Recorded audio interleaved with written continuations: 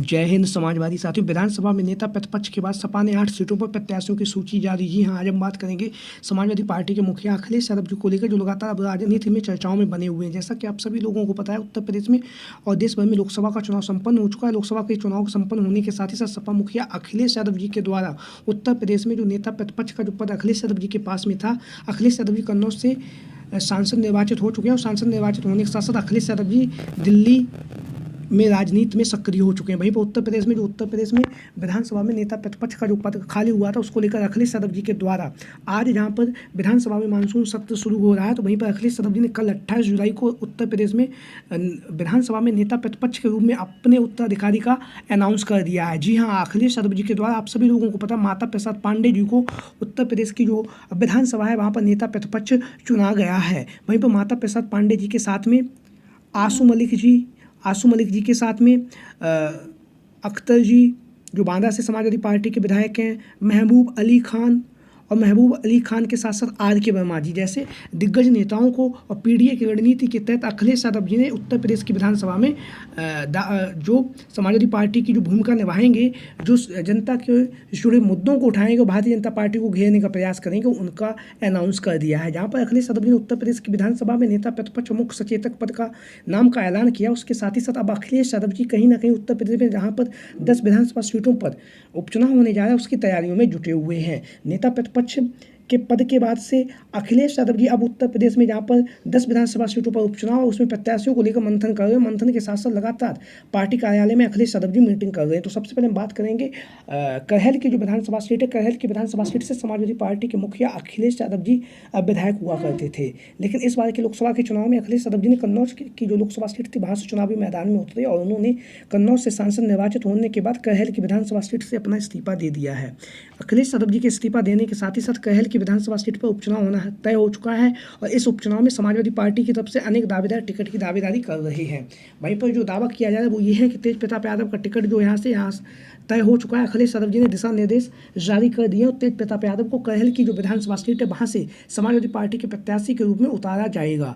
जहाँ पर तेज प्रताप यादव मैनपुरी के पूर्व में सांसद रह चुके हैं। लगातार मैनपुरी के आसपास जो भी मैनपुरी में जो विधानसभा है, उन्हीं विधानसभाओं में से एक है कहल की विधानसभा सीट पर लगातार सक्रियता के साथ जनता के जुड़े मुद्दों को उठा रहे हैं, जनता से मिल रहे हैं, जनता की समस्याओं को, जनता के सुख दुख को भी समझ रहे हैं और समझने के साथ साथ लगातार जनमानस के बीच में पहुंचकर जनता की समस्याओं को सुन रहे हैं। वहीं पर तेज प्रताप यादव का जो टिकट है वह तय माना जा रहा है, जिस हिसाब से वह चुनाव प्रचार कर रहे हैं। उसके साथ ही साथ लगातार दावा ये भी किया जा रहा है कि तेज प्रताप यादव का जो टिकट है वो तय हो चुका है, बस इसका औपचारिक ऐलान होना बाकी है। अखिलेश यादव जी के द्वारा दिशा निर्देश दिए जा चुके हैं कि आप यहाँ से चुनावी मैदान की तैयारी करिए, कहल से हम आपको चुनावी मैदान में उतारने वाले हैं।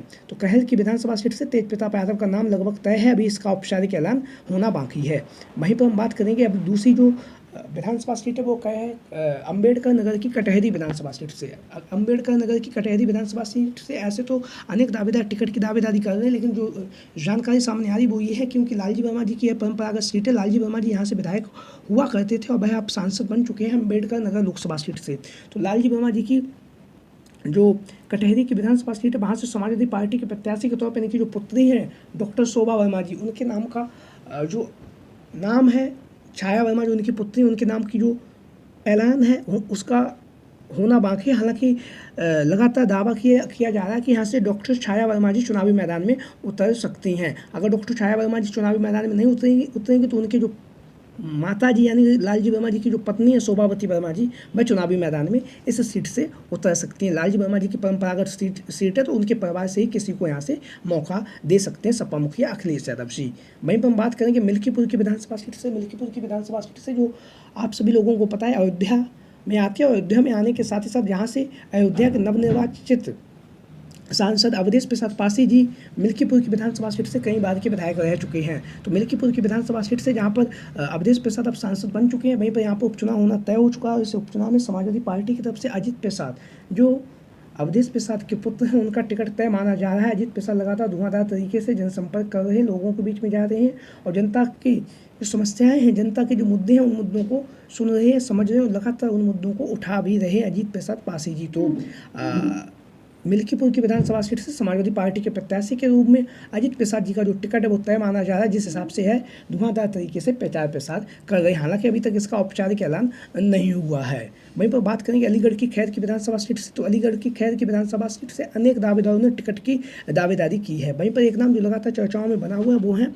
चारुकेन जी। चारुकेन जी, जैसा कि आप सभी लोगों को पता है, विधानसभा का चुनाव 2022 में बहुजन समाजवादी पार्टी से यहाँ से लड़ चुके हैं। दूसरे नंबर पर वह यहाँ पर रही थी। तो भारतीय जनता पार्टी को उन्होंने कांटे की टक्कर दी थी खैर की विधानसभा सीट से। तो अब जब खैर की विधानसभा सीट पर उपचुनाव होने जा रहा तो समाजवादी पार्टी की तरफ से टिकट की दावेदारी और टिकट का जो आवेदन है वो चारुकेन जी के द्वारा भी किया गया है। तो चारुकेन जी यहाँ से समाजवादी पार्टी के प्रत्याशी हो सकते हैं, क्योंकि अखिलेश यादव जी ने कहा है कि जो भारतीय जनता पार्टी को हराएगा उसी को हम टिकट देंगे।